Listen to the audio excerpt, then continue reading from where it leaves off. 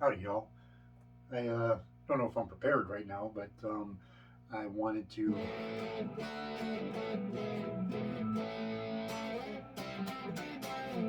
While I'm waiting for parts for the other guitar, I've had this is a PRS. It's like I said, I don't own any real guitars. It's a SE, so it's not one of the real PRSs. It's made overseas, and it shows a lot. No offense to our American guitar makers, but um, the people that actually make them in overseas, like in Indonesia, in Vietnam, in Korea, South Korea, Vietnam, all these places where they're coming out of, that don't pretend that they're like they're just we're ripoffs, and they do a lot better job than these guys. This thing, it looked kind of pretty when I got it, and then um, it was hanging on the wall because it was pretty, and I kept noticing that it looked like the fretboard was like seriously drying out, and it was. And I was like, okay, fine, I'll deal with that. And since I got it, the low E, the intonation was off, and I was like, okay, fine, I can try and fix that. And so I decided that while I was waiting for parts to do all that, and I got way more than I thought I would out of all this. I literally had to redo the whole neck. I did have to do fret work because I checked it out, and it was like, wait a minute, why is this off? It's like I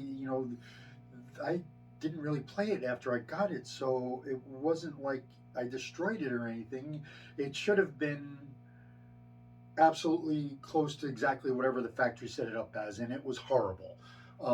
And so I crown polished the frets, um, oiled the bejeepers out of the fretboard. Finally went and found, I do have mineral oil. Finally found that because the F1 stuff that I was using was just not enough. And I had to get mineral oil to get in there to actually get this thing to even look like it was taking some oil on it. The bridge wasn't even attached very well. When I opened the back up, this was even better because the ground wire was just hanging out. It's not even long enough. That's the hum that you're hearing from my amp right now. Is the ground wire wasn't even attached because it's not long enough. I mean, and I'm sitting here going, I think what I'm going to do is just find another wire and just get a little extension because I could solder it back onto the pot where it was, but it's just if I twist the thing a little bit, it's just going to come off again.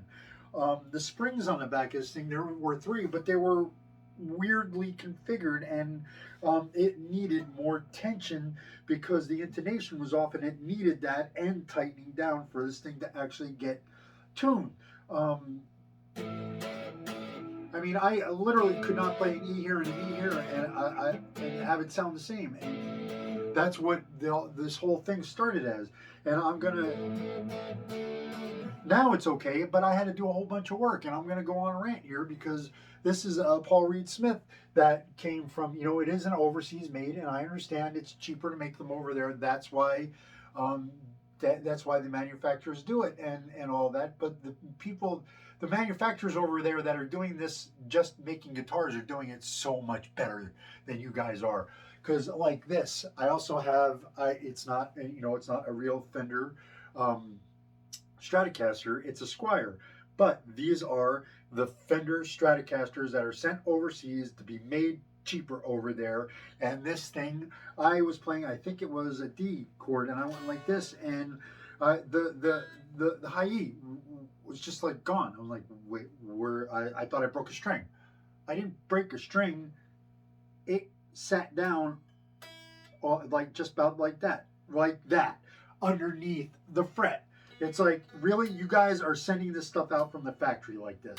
It, no wonder you're getting killed by the overseas manufacturers that are just making rip-off stuff because they're doing it so much better than you guys are.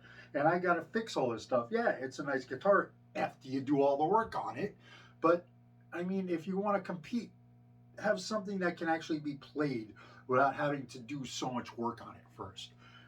That's my rant on that, and that's what I've been doing while I've been waiting for parts. So yeah, the PRS, my POS PRS. I'm gonna take that fender apart now too, because if I can get this one to play nicely and actually look nice now too, and I'm gonna continue to mess with this thing because I think the intonation is still a little bit off. My cane. Um,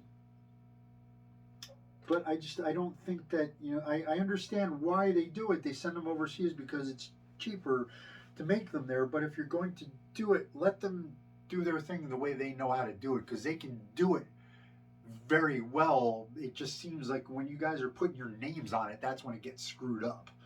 Um, anyway, that's it. That's my rant on the big manufacturers trying to do it cheaper. Let the guys who are doing it cheaper do it how they know how to do it, because they're doing it. They're blowing you guys out of the water, man. Whew. Anyway, always look up. I'll see you then. Peace.